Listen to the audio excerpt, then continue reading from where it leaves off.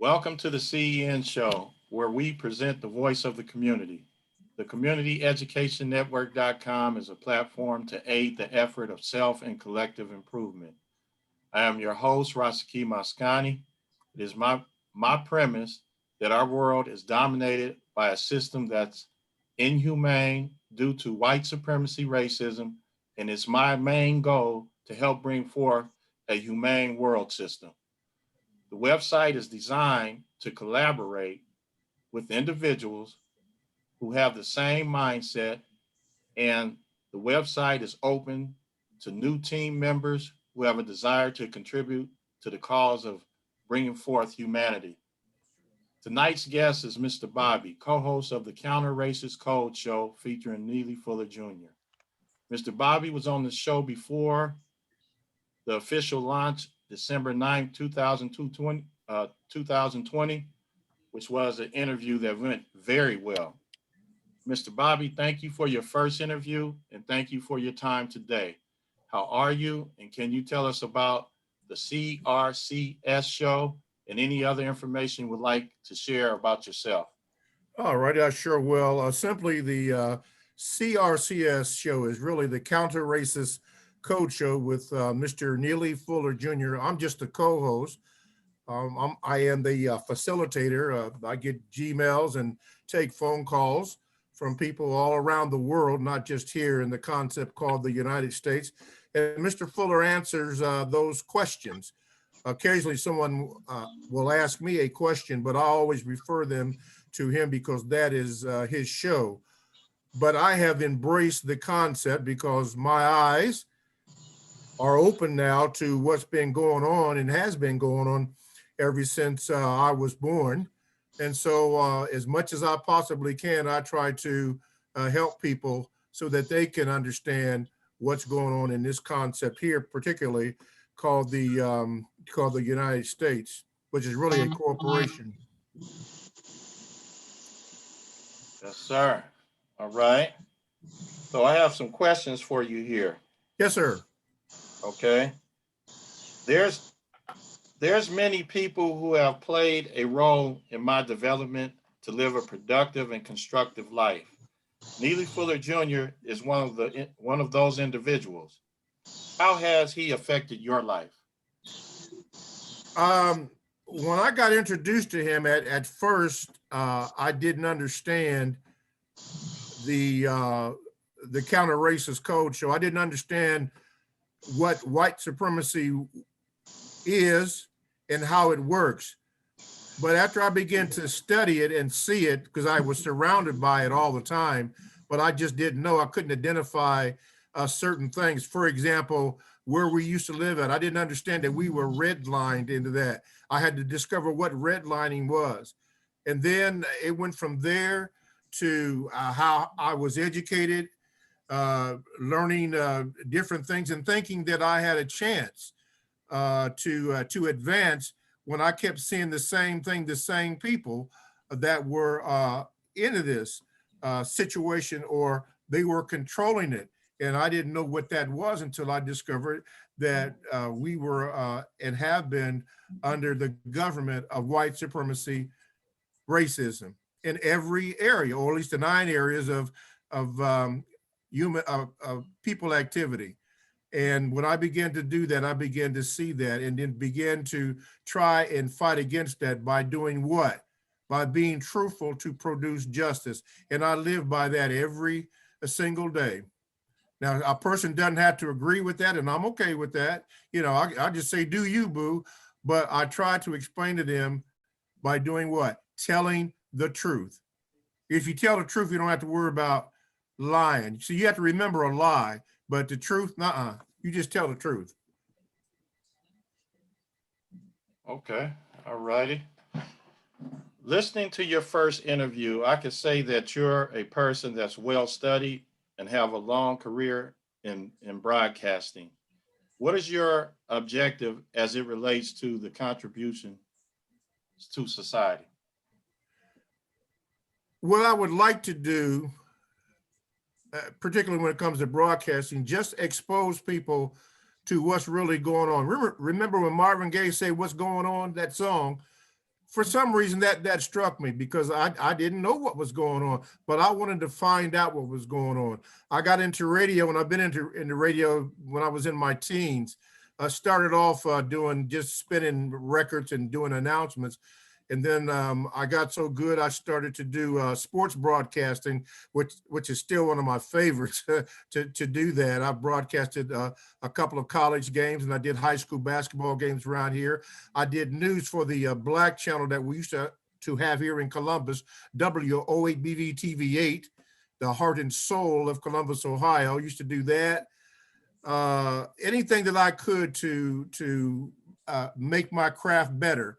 And I'm always at the point where I'm still learning because I have never reached that perfection. I'm still learning how to be better, how to get better, and whatever I need to improve on. But most of all, to tell the truth. So that means I have to research. I research everything, because I don't know. I need to know when I'm speaking with people. I may not know everything, but I need to know what I'm talking about so that I can guide people in the right direction. Hopefully, it would inspire them to want to learn. Not copy after me, but learn for themselves, learn what is going on.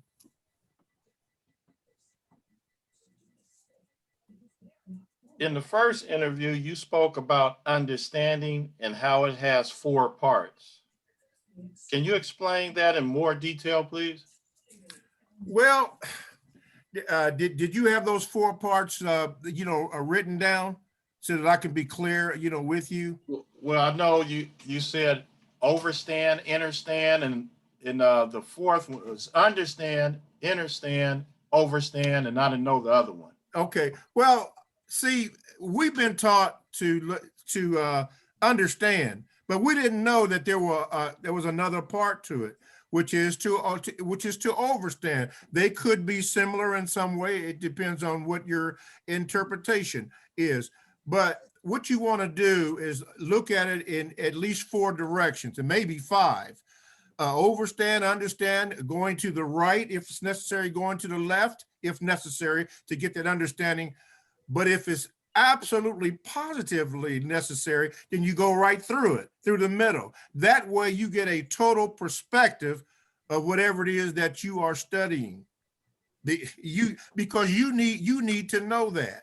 Because if you don't know that, then you can get stuck into one particular area, which the white supremacists will make sure that you get stuck in an area, and then you get all off track. I can give you a good example of that, which you guys probably heard of. But when we were coming up, we were taught about to pledge our allegiance to a flag, and we just did that without thinking about it. But after being in the compensatory concept, I asked myself, what are you doing? You're pledging your allegiance to a flag, not a person, but to a flag. And that bothered me because a flag is not a living person. And then it says, and to the republic for which it stands. Well, what does this republic stand for? It doesn't stand for people like me and you. It stands for white supremacy. And then it said indivisible. Well, wait a minute. Everything seems divided with me. Then it said one nation under God. I said, oh, no, it can't be. And then the part that really struck me was with liberty and justice for all. Now, you know that ain't real. If it was, then why have Black people constantly been killed or being attacked all the time or under surveillance all the time? So after being with Mr. Fuller, I began to understand that my allegiance should not be to a flag. So people got mad. And so I learned to say this concerning a flag, and this is for any flag, particularly this one here. I do at all times relate to the flag in the exact same way that flag relates to me. And when you say that, there's no way that somebody could be offended by that. That flag does not relate to me. So I relate to it the exact same way that the flag relates to me. Now, if somebody is offended by that, they would have to be offended, but that is the way that it is. That's real. Of course it is. Yeah, I like that. But we were taught, brainwashed, indoctrinated into the system without question. You can't do that. You have to question. If you want to know anything, you have to ask questions. Okay, I'll give you an example. I'll give another example. You've heard it lately, everybody talking about the critical race theory. All right, now, here's my take on the critical race theory. There are some people that don't want that taught to their children. Okay, I get that. I get that. They don't want that taught to their children. They want the narrative that is going on right now. The same narrative that you and I have been taught. And I say this, okay, you don't want the critical race theory? Here's what you do. Tell the truth. That's all you got to do. Tell the truth. Simple as that. Tell the truth. If not, then your kids are going to grow up with that same lie, the lie of confusion that we all have gotten. So tell the truth. Sure. All right. Well, now I have a couple of more questions, but before I get to them, because that's the other question that's going to move into sports. Okay. So what I'm going to do is I'm going to go around the panel and see if anybody have a question or comment so far. All right. Start off with Professor Amin-Ra. All right. Appreciate what's been said, if I understand correctly. And again, I want to thank Brother Bobby for coming on and sharing his wealth of knowledge and experience and helping us understand racism and white supremacy, which is a critical aspect as he's brought up. But I just wanted to go over, you had said something prior to coming on that the word Jesus or the word J was not even introduced 500 years ago. What do you mean by that? Well, when I started, I wanted to know what this was all about, because I had heard of the name Jesus, and I bowed down to it and all this, everything in the name of Jesus. But I was watching a television program one day, and this man had, this class rather, as a matter of fact, had introduced that was not his name. Well, if you tell me something like that, then I got to find out. So I began to research and found out that the name, that was never his name. He was never called that. That motto is a European motto. And so when I began to look at that, then I said, well, then what is his name? If it's not Jesus, what is his name? His name is Yahshua, meaning God saves. But when it went over into Europe, then they changed it into Jesus, changed the characters in the Bible from black to white, and eliminated a lot of the characters in the Bible, especially when you look at the Ethiopian Bible. It has all 81 books of the Bible in it. But for some reason, I think it was at the Council of Nicaea, they cut it down to 81. To 66. But they left out the books of the Apocryphy. And included in that book, was the book of Enoch. And I began to study that. But they decided to take that out because it was too scary, I guess was their reason. But it was not the truth. So they left us with this model. And then when I looked at Revelations chapter 1, verses 13 through 15, all my life I had come up with this picture of Jesus, long hair, blue eyes, light skin. But that's not the description in Revelations chapter 1, verses 13 through 15. It's a man that looked like me. And that really baffled me. But that is what was hung up in our homes. And that's who we bowed down to. And I had to stop. I had to make a decision. I couldn't do that no more. I have to worship the true and living God and find out what his name is.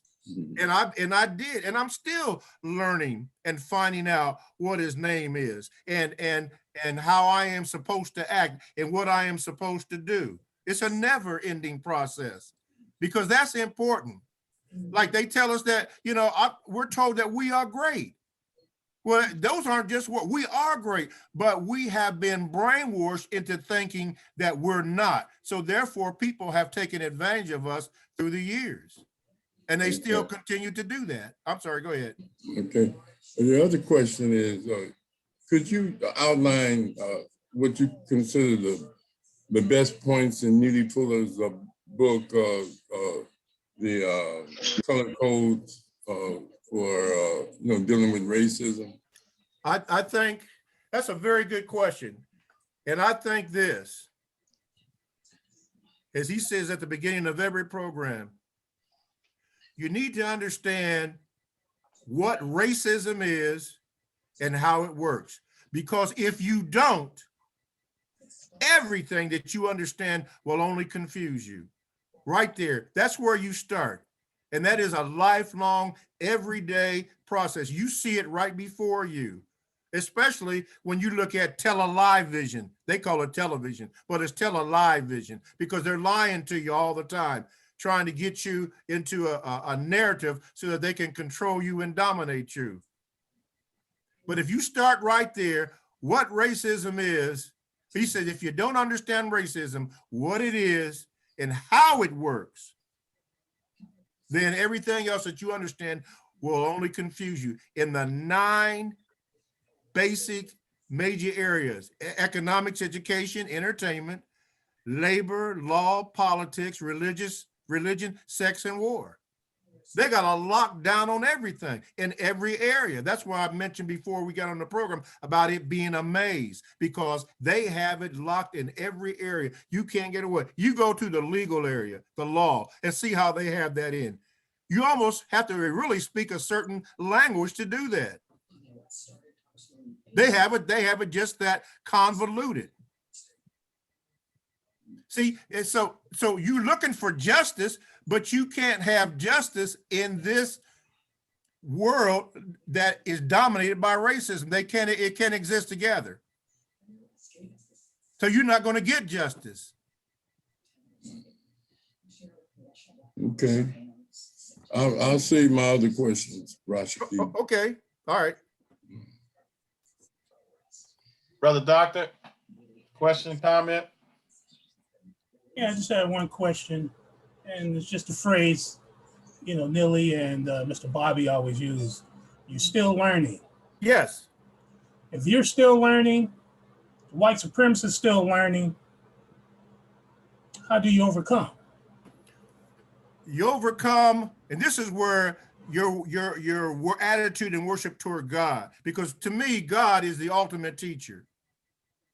You're learning, just like this conversation, I'm learning how to be a better conversationalist. I look forward this morning to being on the program with you. I wanted to be on the program with you too, and have your questions, to learn from you, to hear you, something that you might say that can help me further understand so that I can impart that to somebody else. To learn. For every breath I'm taking, I'm learning how to breathe. I'm learning how to think. Even the scripture says, as a man or a person thinks in his heart, so is he. Somebody said that, and they were thinking about the organ here, the heart. No, this is just an organ. It can't think. It's talking about your mind. Talking about your mind, where you have reason and logic. And so I continue to employ that and try to get better with that over and over and over again. Because I need to be able to help somebody and be helped.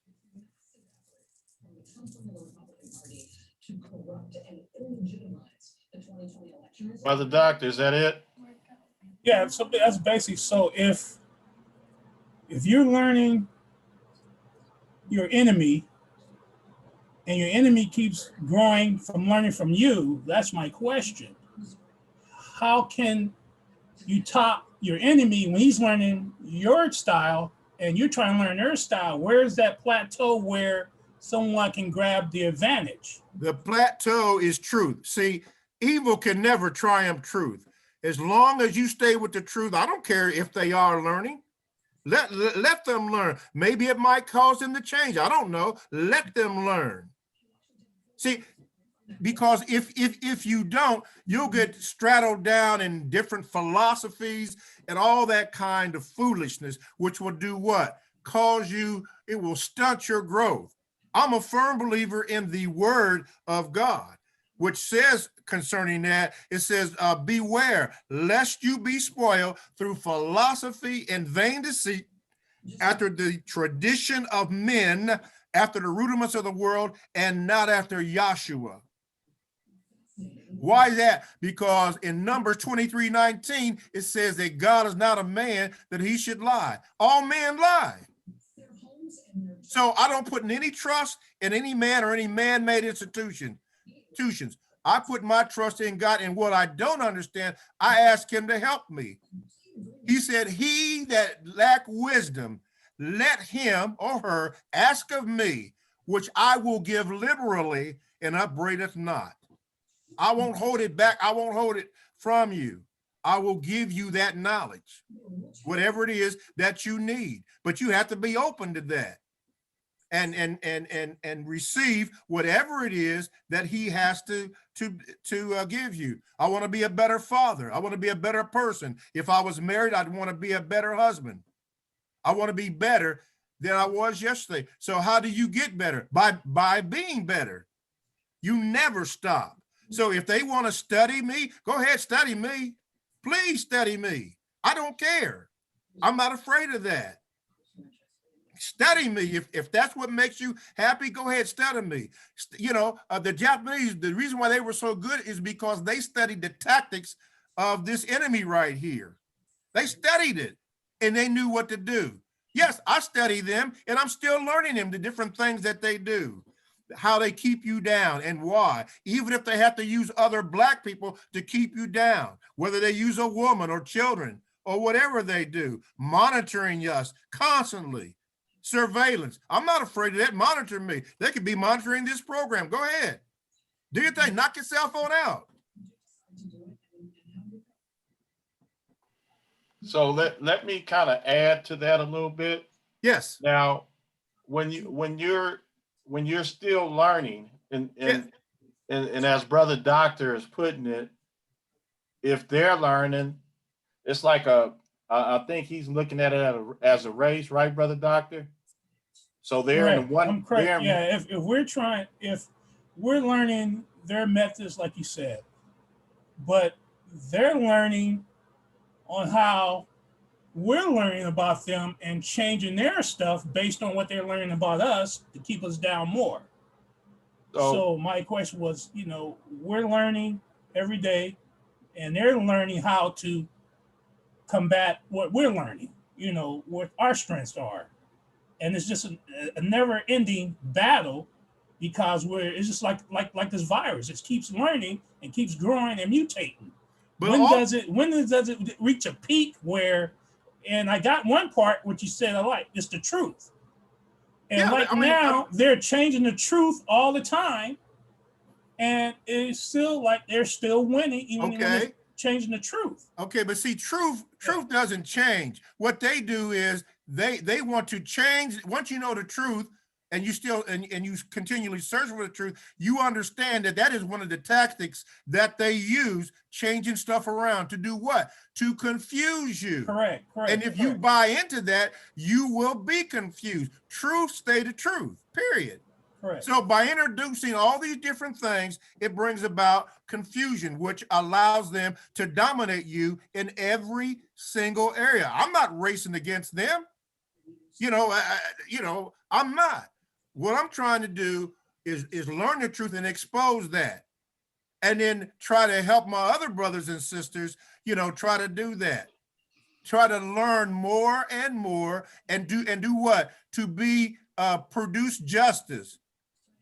You know, but there can't be any justice produced in here because this is the dominant system. So this system has to be dismantled and eliminated. How do you do that? You do that by acting forth on the truth, however long it takes. That's what you have to do. Individually, we have to do that. I have to do that here. You have to do that there. Be true. Tell the truth. Some people aren't going to like it. Some people are going to, try to force a controversy on you. Whatever they try to do, you are aware of their tactics. Just stay the truth. Just stay truthful. Don't get mad. Don't get angry. You expect them to do that.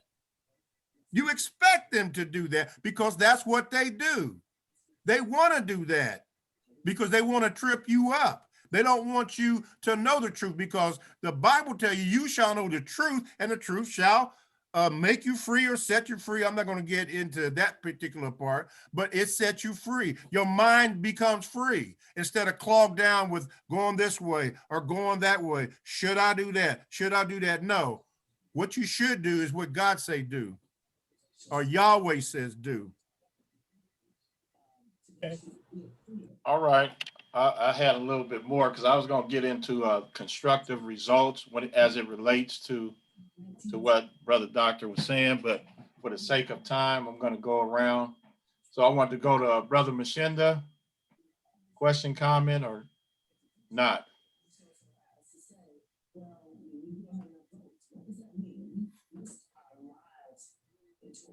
Brother Mashinda? Okay, not able to hear you. All right, Brother Hembrick. Yes, sir. Can you hear me? Yes. Brother Bobby, you from Columbus, from what I, Yes. and one of my dear friends, Columbus raised, brother Marcus Thomas. Are you Okay. familiar with the name Aurelius Thomas, who just Yeah. He used to play football for, I think, the Ohio State Buckeyes. he was the first Black All-American Yes. there back in the day. Matter of fact, his sons are real good friends of mine. Okay. All right. Marcus is in DC. I think Raw, you know Brother Marcus also. But anyway, appreciating what you've been saying. As far as the truth, my take is, I'm trying to get this dog to stop barking, you guys. I apologize ahead of time, but I can't, mute that and hear me also. So anyway, getting back to the truth, I was always taught, that truth, you can lie about it, blow it up, bury it, but truth always rises and take its proper place. Yes, sir. I'm also agreeing with what Malcolm used to say. When you're dealing with the enemy, you don't need a gun or a knife or bomb. Put something on him that he can't stand, which is the truth. Which is the truth. Exactly. And I was taught that by Society Red, this old hustler, back in the day when I was a teenager. And my own personal view is, in terms of dealing with the enemy, I don't suffer from the illusion of inclusion. Okay. Many of us, that's our problem. We think we're included and all this and that. And people talking about changing the system and it got to be towed down. No, we need to get on with our own thing. And in order to do that, we got to know, what our people have done in the past that we can draw upon, so we can help recover ourselves. And one thing I said is being able to protect ourselves, because as soon as we get something rolling, here he comes trying to tear it up. So that's my position on that. Yeah. Also, this is the age of Aquarius. The age of Pisces is over. This is the information age, and that's what we're looking to do, is get information out there. But anyway, I was hearing your references to the Bible and Jesus and this and that, and I've done quite extensive study on that. And this figure that you talk about is Jesus, like you said, the letter J wasn't even an alphabet at the time. Yes, sir. Exactly. But the stories that come from the Bible, you need to go back and research the Book of the Dead or the Book of Coming Forth by Day and by Night. that the Africans had, where all this stuff comes from anyway. Yes, sir. Yes, sir. Yes, sir. Tell it. And prior to that, you know, the earliest people, the earliest African people worship nature, the Netaru.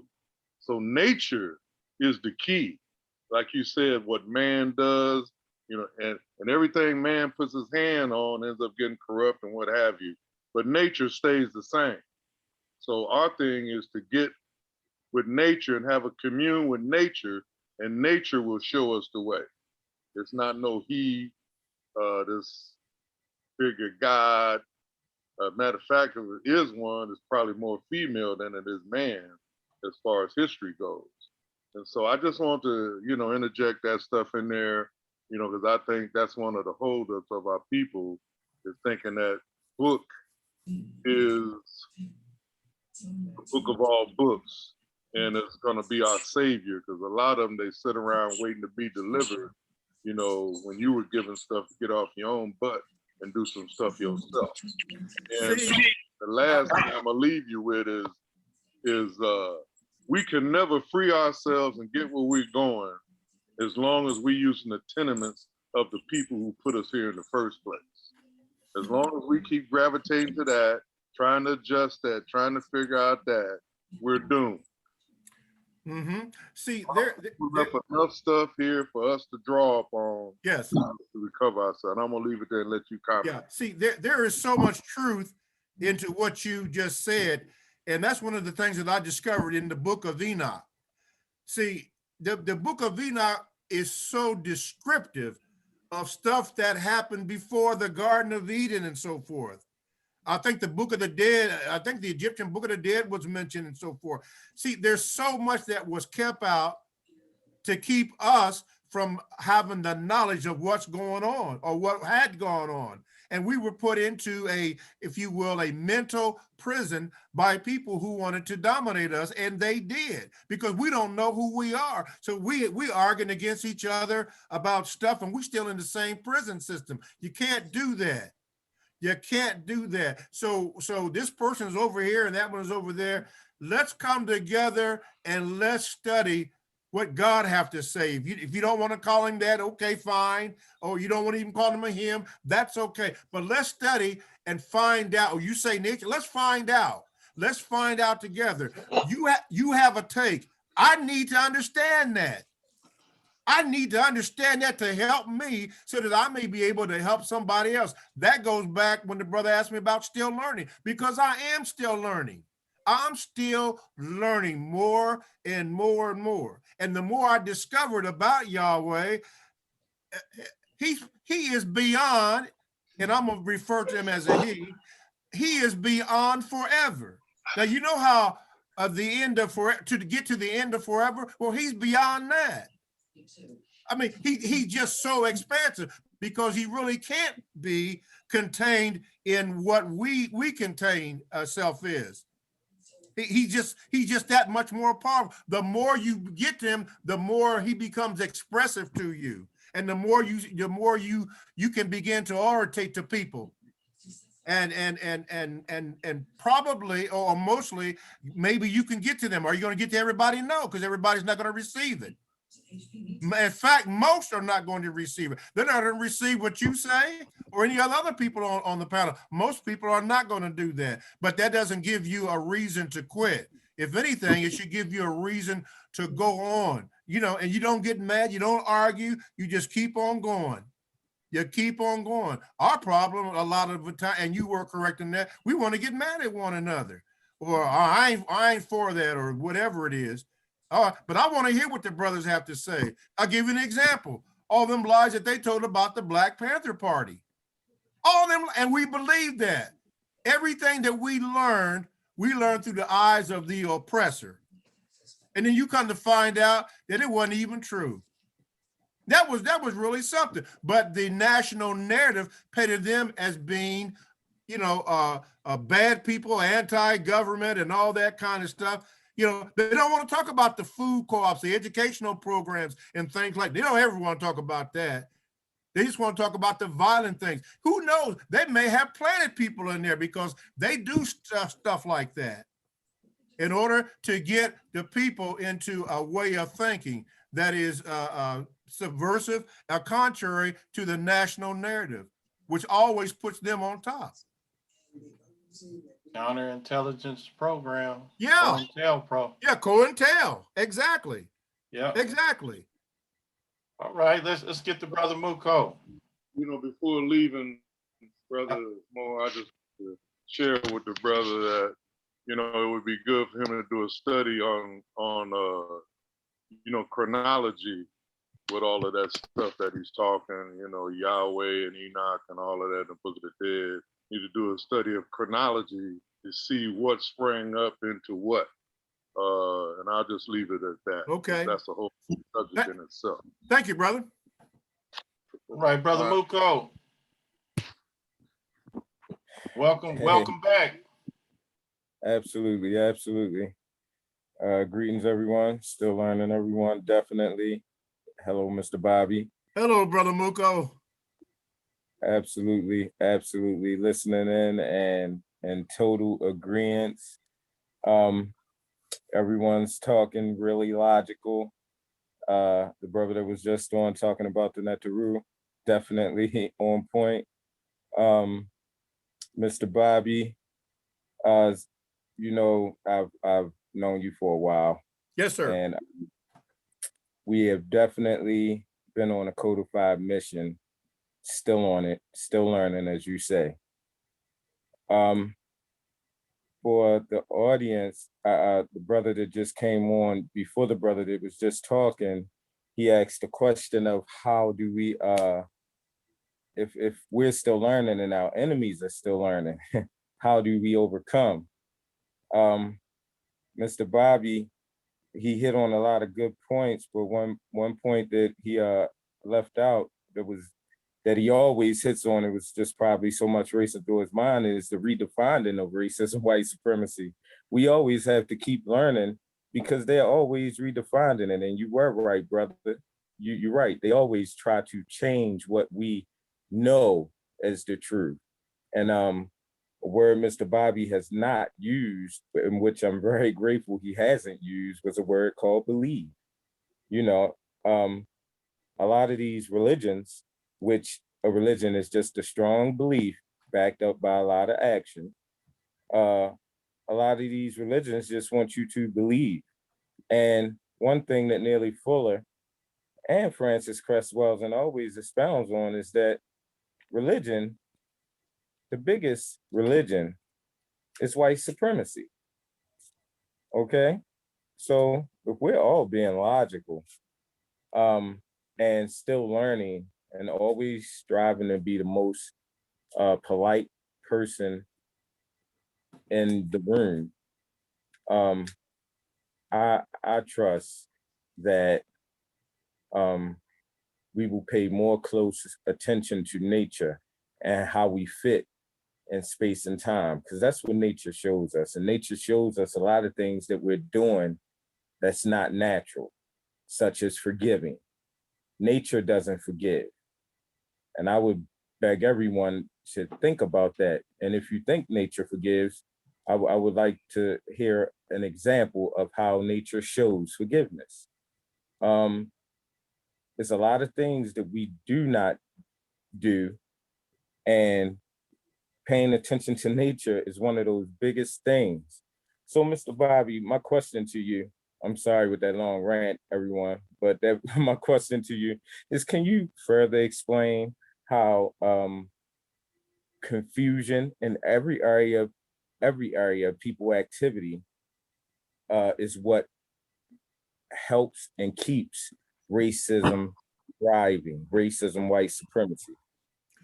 Well, brother, it goes like this. It is done so that you will not, or we will not, discover who we are and the power that we have through Yahweh, which he has given us. So when you introduce confusion into the equation, then that helps you to beat you down or reduce you or to make you subservient to the goals of the people who are oppressing you.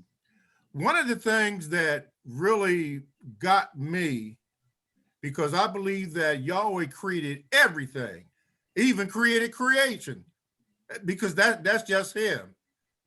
You know, especially when you understand that he told peace to be still. And you know, peace don't move, but he told peace to be still. But the thing that got me was what was told to the prophet Isaiah in the, I think it's the New Language Testament. It said this, Isaiah 60:22. It's not worded like this in the King James, which we've been taught, but in the New Language Translation, it said, listen very carefully. God told him, said, when the time, T-I-M-E, is right, I, the Lord, will make it happen. Sleep at peace tonight. That thing hit me because who authored time? God did. He authored time. Everything is subject, or everything has a time limit on it. Right now, as the brother talked about nature, right now is the time for the trees to produce the leaves and so forth that come out, whatever it is.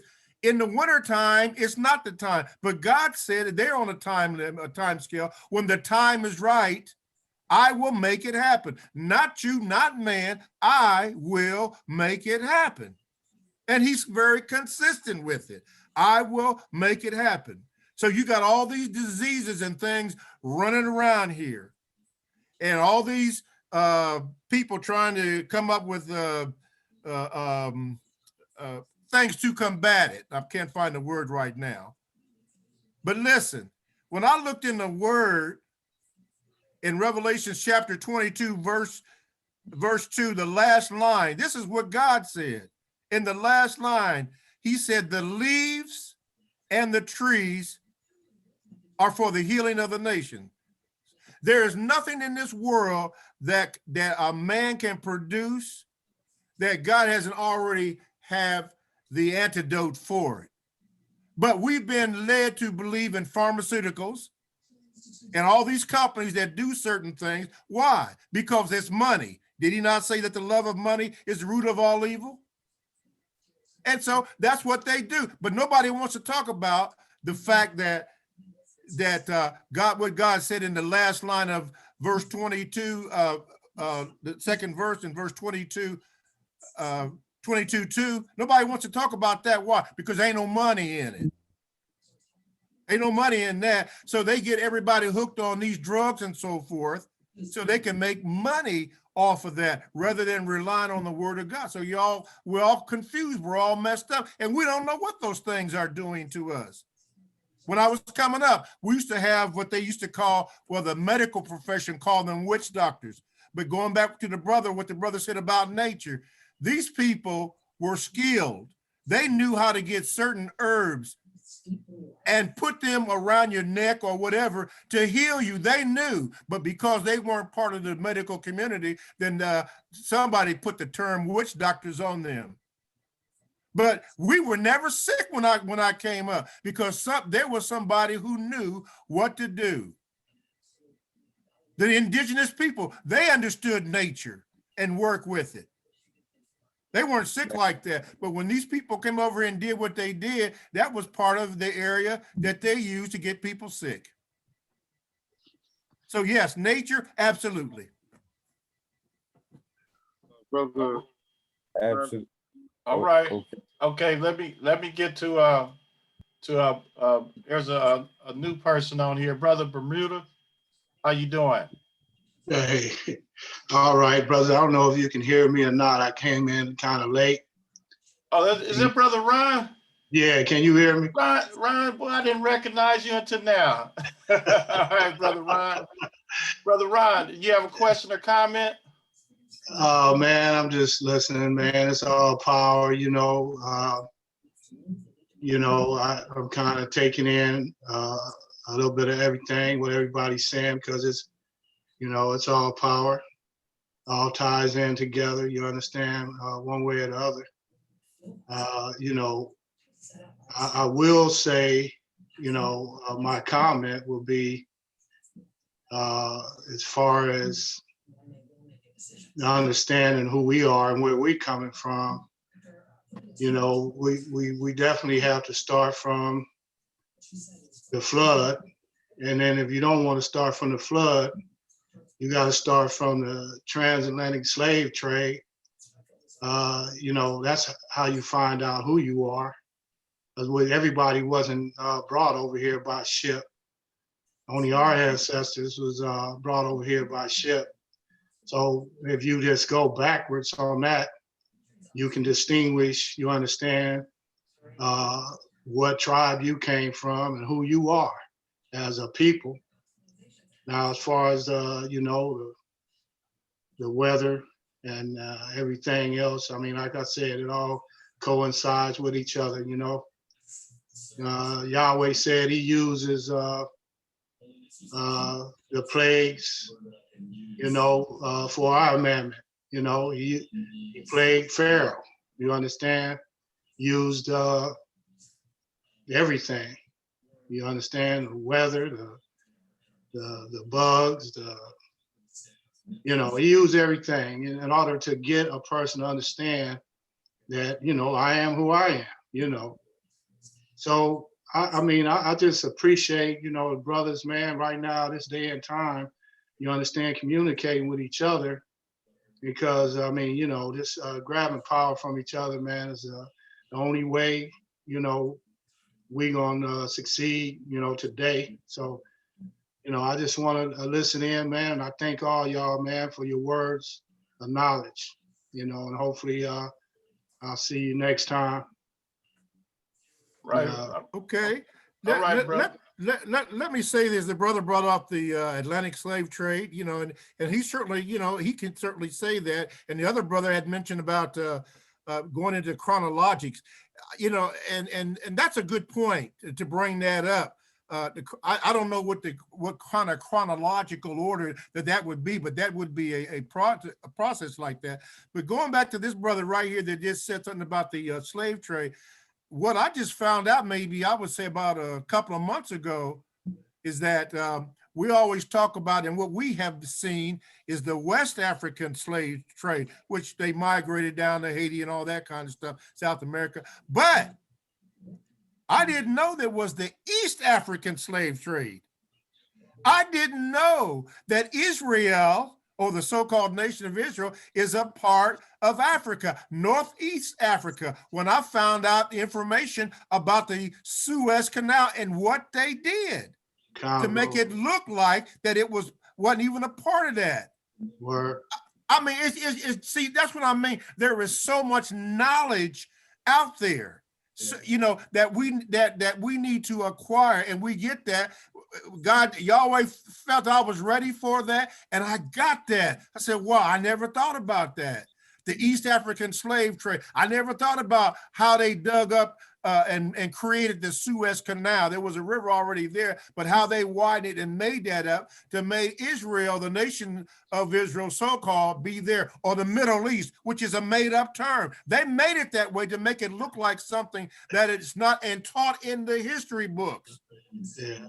See, I mean, we could go on and on and on. So much information and so much of what they did to keep us divided, to keep us arguing about that. Even in war, for example, research what they did in the Levant affair. Yeah, the Levant affair, how the United States protected Israel. I'm not against that, but this is what they did. They did stuff like that and do stuff like that and don't want to talk about stuff like that, or the attack on the U.S. liberty. Don't talk about that. It's not in the history books. They don't want it in there. They want a controlled narrative to keep us further apart, or keep us arguing and so forth. No. I wish there was a chronological order to put this stuff in, or how God threw rocks from heaven. Yeah, and I think it's in the book of Jonah. Threw rocks from heaven to kill the enemies of our brother, the Hebrew Israelites. Right. Yeah, there's water above the firmament. Yeah, water. Yeah, H2O above that. It has to be if he threw rocks from heaven. Just look at the 10th chapter of the book of Jonah, I believe it is. Joshua, I'm sorry, Joshua or Joshua, yeah. Threw Yeah. rocks from heaven, So that, stones. so could that be like asteroids? Well, I mean, I would say this, not in my opinion. Okay. It said stones or rocks. So that would mean there would have to be some land above what we can see up there. I understand that Enoch said that there was 7 heavens. So there's something above that, but we've only been taught this for a certain reason. But I believe Okay. what the Word of God says. Hey, Okay. if I can say one more thing, Yeah. Go ahead, Ron. And after that, I need to go to the next 2 questions because it's related to sports. Because Mr. Bobby got a sports background. yes, sir. Yes, sir. Yeah. I mean, it's all a big game because when they trying to get you to spend your money on these Ashkenazi Jews, and that's who Yeah. they are. They have no bloodline with our people. And the thing is, when they talking about Israel, they talking about us. They're talking about us as a people.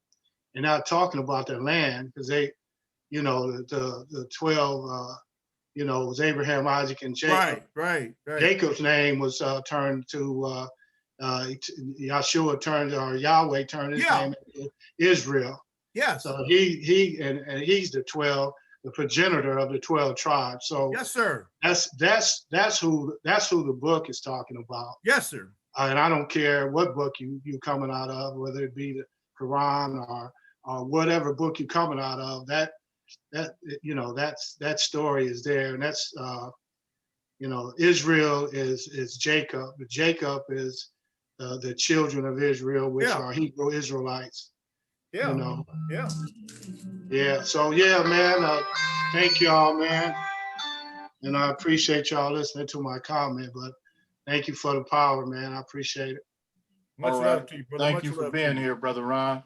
All right, Yes, Mr. Bobby, I'm gonna go to the sports. Okay. What is your observation about college athletes being compensated for their name, image, and likeness, which is being presented by a few Congress members? Well, look, man, it's past due. It's past due. But let's do this. They should be compensated. Somebody else been making money off of athletes for years. But let's go for ownership. Let's take the NFL, for example. I think there's 32 teams, but no black ownership, if you will. Why is that? Because they don't want it to be. They got all this money that they make, but they won't allow a black ownership. Why is that? Simply because they don't want that. See, if we learn, like you take Brother Muko, one of the reasons why I like Brother Muko is because he has skills with his hands. He builds things, repairs things. They began to take all that out of the schools, the industrial arts and all that kind of stuff to teach men skills so that they can make us dependent upon them and start shipping jobs all across the world so that they were trying to create a base of people that have to depend on them. So when it came down to sports, they try to do the same thing. Let's go for the ownership of it. And not just paying athlete. Let us get some of that money by doing the things that are necessary to do, sustain ourselves, become producers instead of consumers. Then put that money back into our neighborhood for, with schools, with hospitals, a food co-op, banks. Everybody ever heard of the Freedman Bank, which we did have for a little while after whatever Lincoln did? Yeah, they did that for 9 years. Then they cut that off. But you need a bank in your community where we can borrow money from and do things. Set up these different things. Set up sports leagues. We need to do that.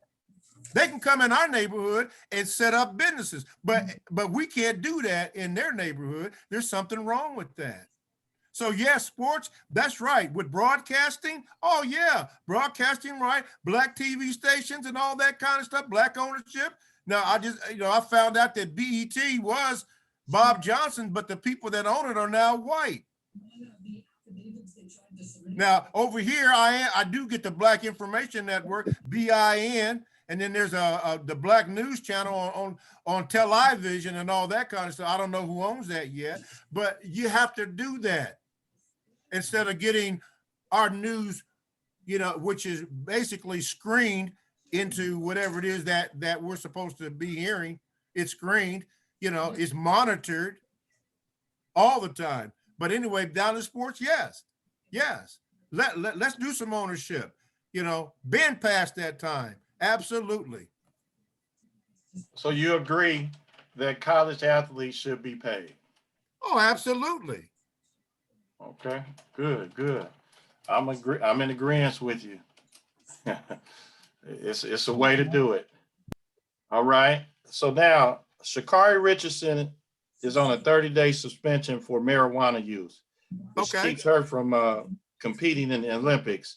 Well, at least the I guess the 100-meter dash, and I think she can be eligible for the relay. I'm not sure about that. But what is your observation about this situation? Well, okay. I don't like what she did, okay? And it's true that they're relaxing laws and all that kind of stuff. But when you're an athlete like that, you have to understand who your enemy is and the rules of the game. You have to, okay? She admitted that she messed up. She didn't, okay? That she owned it. That's on her. That's a part of that. I mean, it's a dreadful part, but was that the only reason? Was there something behind that? I don't have any definitive proof of that, so I can't say. It just seems suspicious of me, just like it seems suspicious of me that certain swimmers can't swim because of a skull cap.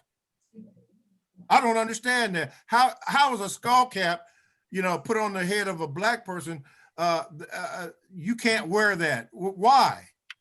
Because they don't want that. There's a lot of things that I don't understand, you know, about that, but it seems to be, you know, against that. And I don't understand that. Or like they say, now I'm gonna change it just a little bit, but they say they got us thinking about, and you heard it, everybody heard it, voter suppression.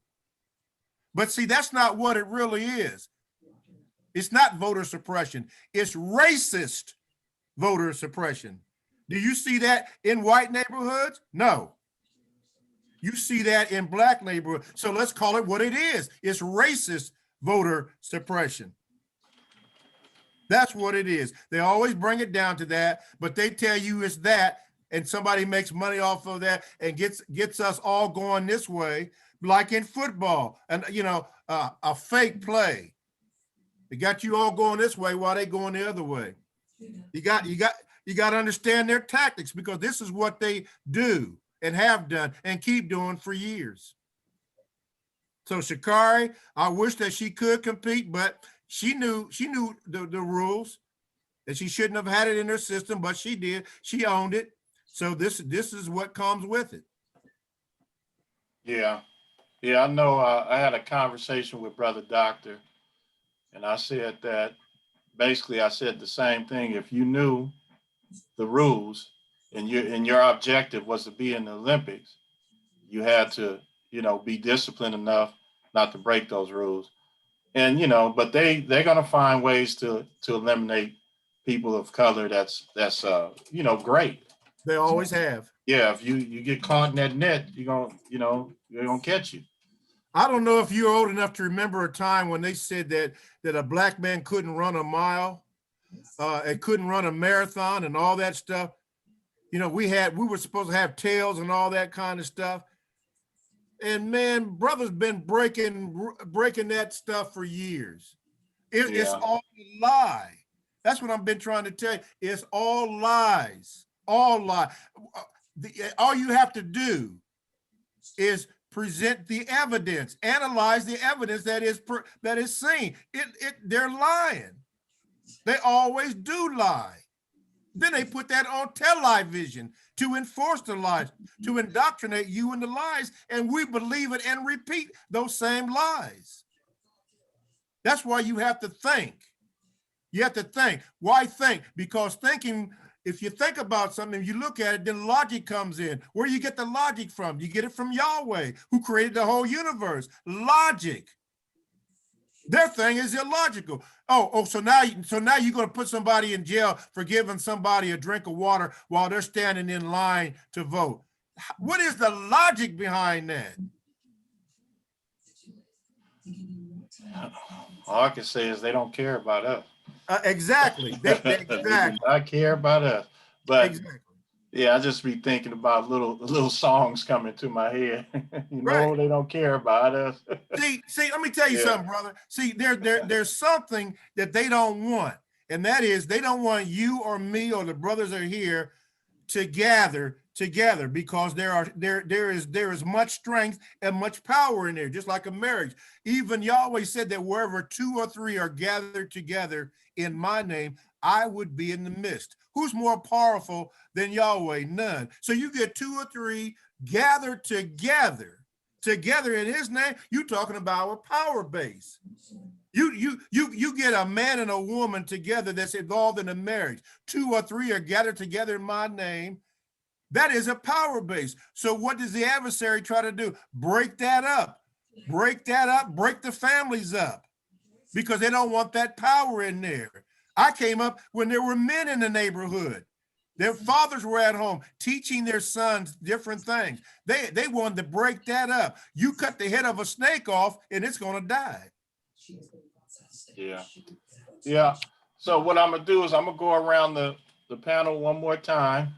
That was my last question, and then we will conclude. Okay. All right, Professor Ra. Like, I appreciate what has been said, and if I understand correctly, there's a lot of material that Dr. Francis Cresswell, Neely Fuller, and conscious individuals have written about race. You know, when you say that racism, I think you said racism, white supremacy in 9 different areas. What is the difference between just saying systemic racism and white supremacy in 9 different areas? You could say that, brother, and you would be correct, because that's what it is. It's a system that follows a pattern, a system that follows a pattern. You're exactly correct. You can say that. The other thing is that you have a situation whereas we call it the Holocaust of enslavement of African people, and then racism as a dynamic. There's many people that says that, you know, they call it slave trade, as if it was and I think some even said that the Holocaust of enslavement was just a system of racism, and racism is just exploitation. But racism is violence. I mean, the culture of this America is violence. Yes. And that's one of the reasons it's hard for people who are spiritual and people who have their humanity, who see the earth belonging to the Creator and or all people, versus people that want to rule the earth. One of the challenges we have, and I'd like for you to comment on, is realizing that white supremacy is not an ideology or philosophy, it's a practice. It's a practice. It's a practice that is sustained by violence. Exactly. Francis talked about this is why the guy had to have weapons to neutralize. You're right, brother. And that because he's a minority in the world. He's a minority. And you cannot rule the world as a minority without being able to be inhumane and destroy viciously Yes. people. So I'd like for because Dr. Francis was in the ISIS papers, Yes. and any of them talk about the psychological oppression. I think Queen Mother Moore called it oppression psychoneurosis of Black people that collaborate in their own oppression. Some they collaborate, and some of the biggest, some people that contribute to the misinformation and indoctrination of their children Yes. and their people are people that prescribe to Eurocentric philosophy. You mentioned the Bible a lot, and many people think that that's one of the oldest history books read and the most historical book. The word Bible means collection of story. The word Holy Bible means that it's supposed to be revelations of God to certain people. That's where them books come from. And they're just stories. Dr. Ben, John G. Jackson, many of them have already, just went through the Bible, talked about there was 2,000 Bibles before the Holy Bible. There was hundreds of immaculate conceptions before Mary's in the Bible, and Isis and Horus and Osirian and all of that. I want to know, how do you reconcile a book that has been used? And I admit some Black people have used it as a liberation theology. Reverend Kuhn and Reverend Wright over in Chicago. But most of the time it's used as a gospel of prosperity for many ministers. And it really perpetuates Eurocentric racism, because as Dr. Francis Cress Welsing said, the psychological image of the God that many Black people go to worship in church is a white image of Michelangelo, nephew, and all of that. So how do you reconcile that? Yeah, Cesare Borgia was the name. You see, a lot of what you say, is absolutely correct. This is why it's individual that you have to seek him and ask him to lead you and guide you, because as you mentioned, there's a lot of books out there, many books, and there are different kind of doctrine out there. Some of it's true, some of it is not true. And you have to know the difference between that. And unless you read all of them, it's going to be very difficult for you to do that. But every time you say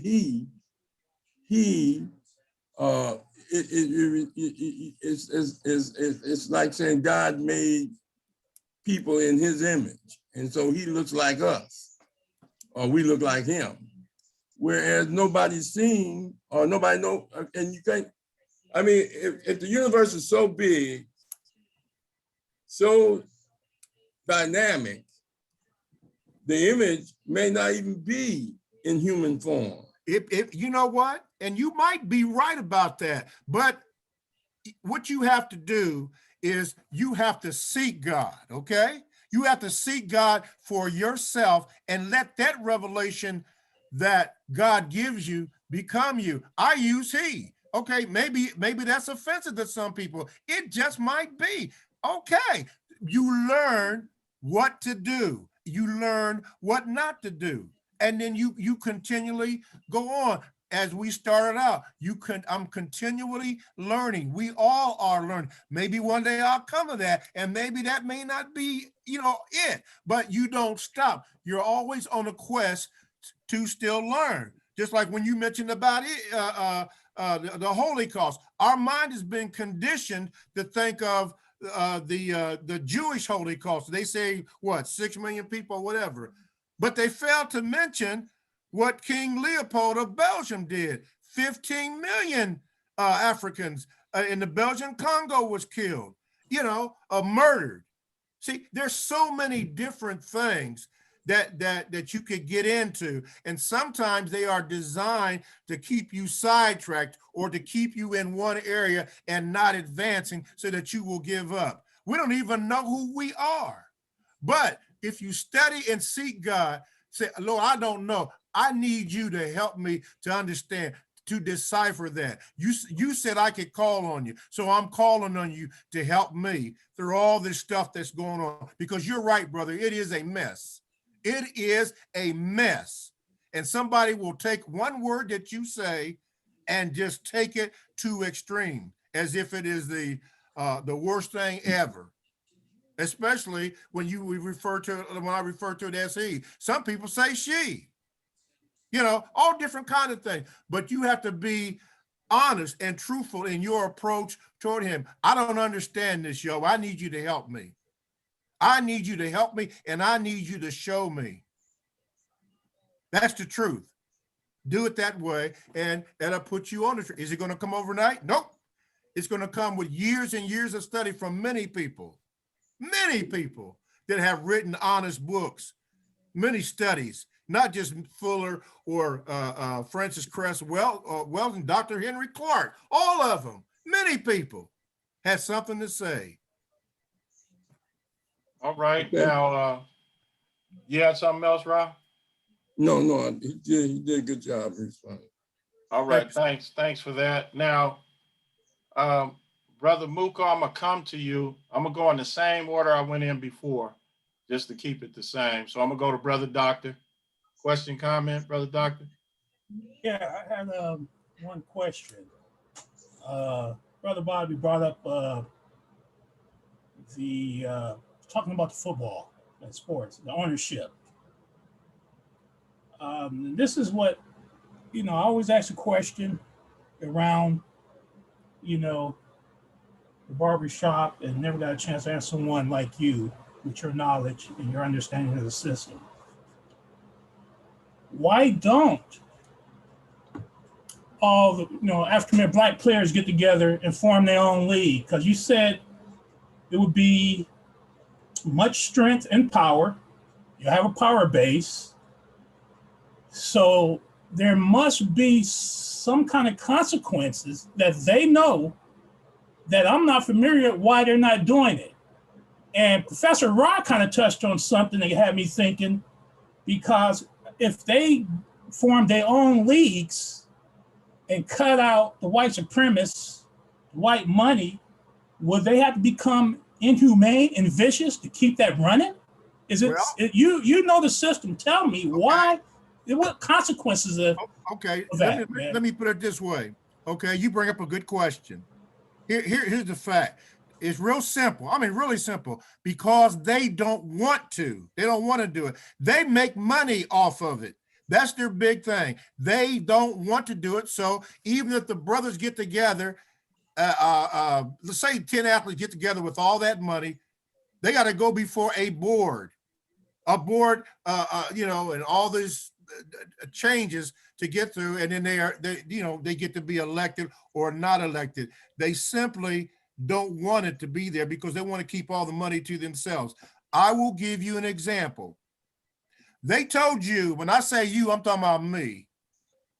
The narrative is that Jackie Robinson was the first player to integrate baseball, and we all accepted that.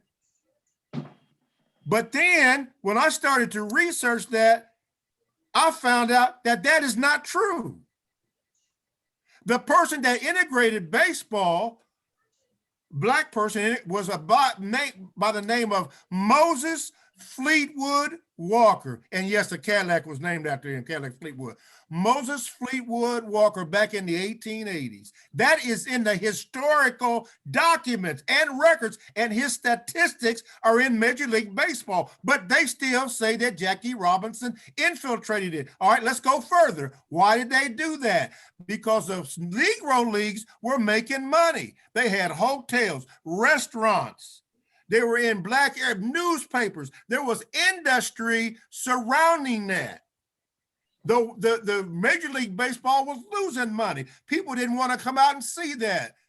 So Branch Rickey had people go down and spy on that and found out what was going on. And then they selected who they wanted to come up. And when they did, guess what that did? Well, you know what it did. It began to destroy the Negro Leagues and the industries surrounding that. They didn't want that. And there are still no black ownerships of things trying to get in there, or even in basketball. They say Michael Jordan is an owner. I don't know if that's true or not. I don't know if that's true or not. But the fact of the matter is, as long as white supremacy is in the position that it is they don't want to, and I'll tell you a little secret, they don't have to either.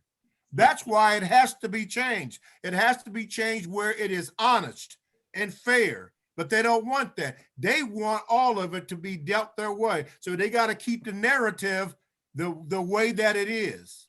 That's why, my brother. All right. All right. Brother Hendrick. Yeah, give me a moment here.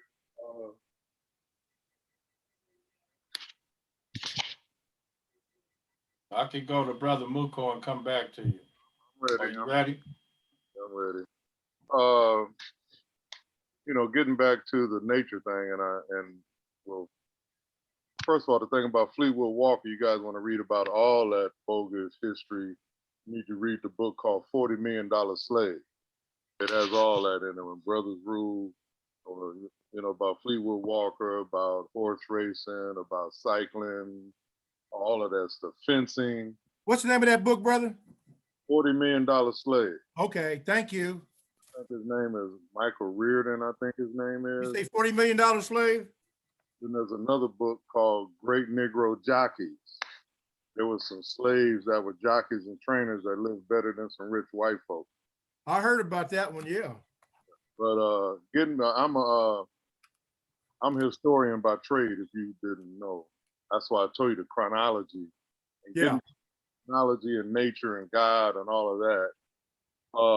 And you talk about nature, doesn't forgive.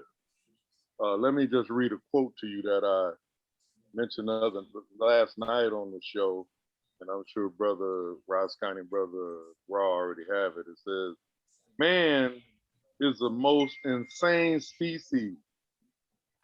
He worships an invisible God and destroys a visible nature, unaware that this nature he's destroying is the God that he is worshiping."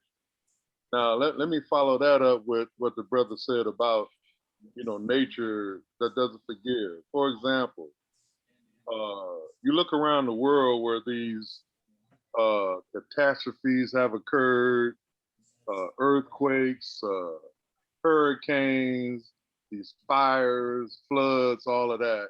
If you look where these things occur, especially the hurricanes, and I don't know if you're aware that the hurricanes come out of West Africa, and they come over here and destroy the areas that, we were exploited as far as the slave trade and what have you.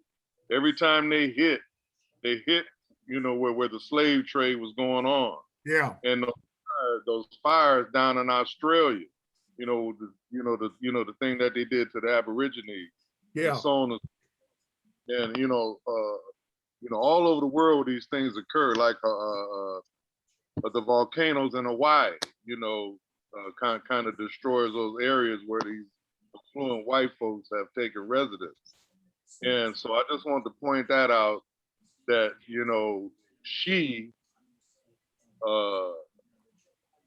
she remembers, and that there's a payback. And as far as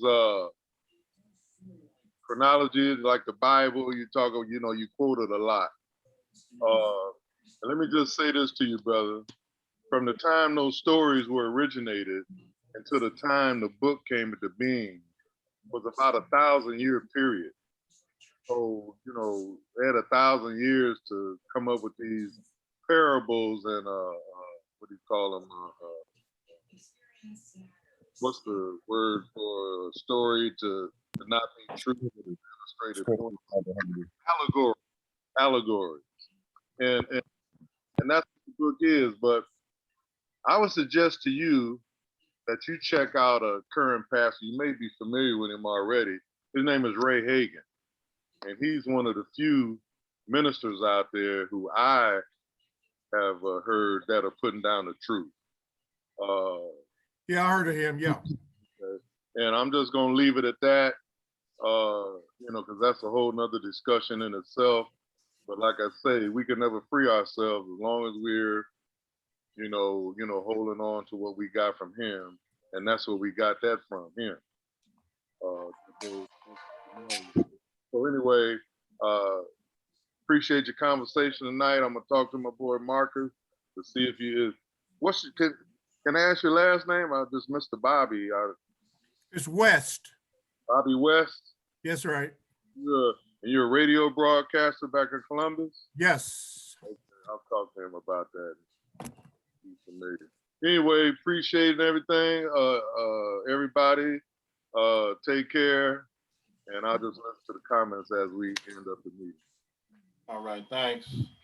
All right, Brother Muko. Oh man, extraordinary guest. Oh, y'all brothers, Brother Henry. Oh man, he is on point. Mr. Bobby, you already know that's my man. But Mr. Bobby. Yes, sir. I wanted to ask one question about how do you feel about, I hope I'm pronouncing it right, CTE and Black players in the NFL being mistreated and not getting their fair due as far as their treatment and and how football plays into that, a Raise lot of Tom.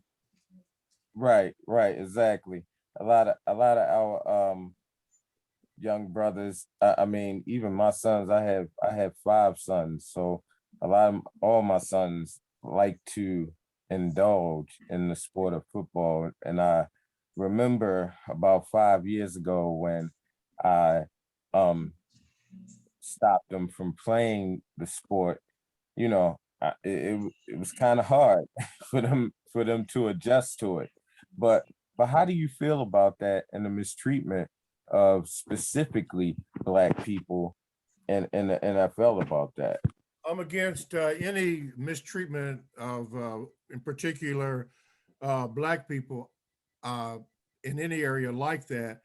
I would like for the playing field to be fair, period. Just to be fair. If injuries are a part of it, then let's be fair. But see, as long as money is involved in it, there's somebody that wants it and there's somebody that wants most of it or all of it. So they have to resort to many different ways of manipulation, just as you see in all forms of life. Even in the industry that you do it in, that you're in, certain contractors get certain types of jobs and so forth. This happens all the time. It's in every area that you can think of. The same, as brother mentioned earlier, systemic. It's the same type of system that has to be destroyed. And as long as it is in place, no matter what it is, from owning a team, to hospitals, into your trade, or even in the broadcast industry and so forth, it's there. The playing field has to be level, but they don't want it level. They want it so that it reflects and looks like them and operates under their rules. And until it is changed to be, as Mr. Fuller always points out, to have justice in it, it's not going to be. And we're not going to have justice here or to produce constructive results. It's not going to happen now because they don't want it to. So you have to keep struggling and doing what you know to do that is the right thing, even if it seems like it's not. But you make sure that you do the right things. Train up your children and make them and have them to understand what's going on and what to do. Who knows? There might be an owner in your child, that can get monies and so forth. Who knows what can happen? You might have a banker in one of your sons that knows how the banking industry and knows how to secure funds, to be able to get loans, to be able to do things, to move things like the Freedman Bank used to have before they cut that off because they didn't want that. It was too it was too much of an advantage for the black farmers at that particular time.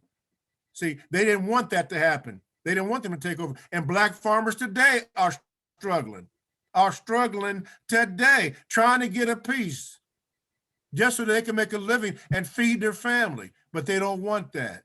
You see, brother, that is the way that it is all the time, period. That's why you're in the war. That's why, as Mr. Fuller points out, it's a prison system. It's a prison system that we have to work and find our way to get out of it. Agreed. And I just want to end by saying, just by making a suggestion, Alman Ra, he made a really good point. I think it was Alman Ra or Brother Henry. I know both of them were making really, really good points. As far as God and nature, I definitely understand where Brother Henry was coming from, and I would just suggest that we pray to our ancestors, and I'll just leave it at that. You know what I'm saying? And thank all of y'all for y'all input.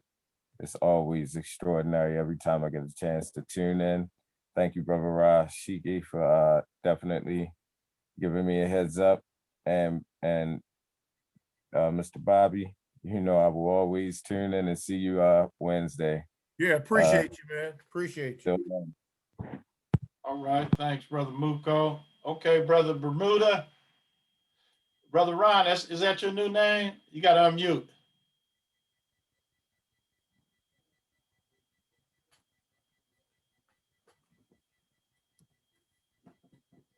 You know how to unmute? Let me see. That's unmute. It's down there at the, yeah, there you go. All right. So, no, man, like I said, it's all power, man. I just appreciate, listening to everybody. Everybody has knowledge, good points, you understand, on, creation. I would say, that, we have to understand that, it was a creator, and he created everything. So, not just the universe, but this earth we on, the moon, the stars, you understand, the weather. And, it all coincides with each other, man. I just, appreciate you brothers, man. I'm look up this book, and gather some more knowledge, man. Yeah, it's good seeing you again. Brother Ra, it's good seeing you again. I know you don't remember me. I was one of the brothers when you all started the Soul Survivors. Yeah. So yeah, man. Hey, Hey, you got one of your classmates on here. who is that? Brother Mashinda. He know you are, Ron. Y'all both class of 79. Oh, okay. Davis. All right, man. Everybody didn't. Everybody that got away from the slave name. Yeah. So, man, look. It's like I said, it's all power, man. It's all love. It's just. I would say, that it's only one person that sacrificed their life for us. You understand? And, I experienced that spirit firsthand. I was running around, out in the street, thought I was bad, tough, slanging, banging, everything else, you understand? Until, Yahshua stopped me in my tracks, and if I hadn't experienced it and seen his power, this overwhelming power for myself, it came over me. I wouldn't be talking about it. But I mean, you know, it spared my life. So I have to testify, you understand, about that power. And, you know, as I read this book, of course, they've changed it over the years. That's why he said, you know, woe to the person that changed one jot or one tittle of this book. You understand? Of course, you know, our ancestors go back way farther than Yahshua. You understand? Like I say, we go back, you know, you have to go back. The only far you can go back is the flood. And you got to come from Noah down. You understand? And we all over the place. He said that because our ancestors sinned, you understand that I'm going to take you or send you to Egypt again, you know, by ship. And what Egypt really means is, you know, captivity. So the whole thing is, we the only ones came over here by ship. And once you look at what he said, that, you know, you're going to be a bondman, bondwoman if you don't follow my statutes, my covenants, and my commandments. Now, you're going to be bondman, bondwoman, and nobody's going to buy you. And this means that nobody's going to be able to take you out of this captivity except for me. I scattered you to all four corners of the earth. I'm going to be the one that bring you back. So the whole thing is, you know, all this, you know, the racism, the white supremacists and all that stuff is a small issue. That's not the issue. That's not who's trying to destroy us and kill us. You know, it's our adversary that's trying to destroy us and kill us, because he's the only one that know who we are. You understand? It says, it's a scripture in the word that says that, you know, that they got a tumult and a confederate against Yahweh's chosen people. You understand? To kill them off the face of the earth. They want to destroy us. And anything we do, you understand? The only thing they couldn't stop Black Lives Matter, because the spirit of Yah was in it. He brought all nations together to make that stand. Had he not did that, it would have been a massacre. You understand? But I don't want to get all over the place, man. I want to gain more knowledge. I'll just thank you guys for letting me, you know, join you. I'm taking it all in, man, and I just say much love to all y'all, man. You know, I just want to gather some more information. Thank you. You're welcome, brother. Thanks for coming. All right, Mr. Bobby, you got the last word. Just appreciate you giving me the opportunity to be on the platform, to be able to speak to all of the brothers and to hear and to learn the different things. And I've really enjoyed myself and to take in the various viewpoints of what has been shared. I love it. Thank you so much, man. Appreciate it. I appreciate you, man, and hopefully we get you back on here again. I know your schedule is busy. That's why we on the Thursday with you. But we had to get you on here, man. Well, Appreciate you. All righty. Appreciate everybody, man. And let's take a look look at what we got next Wednesday, real fast here before we leave. So we got a Conscious Corner on Monday the 19th. Professor Amin Ra and Joe, you guys come up with the topic yet? You're on mute, Brother Ra. You're on mute.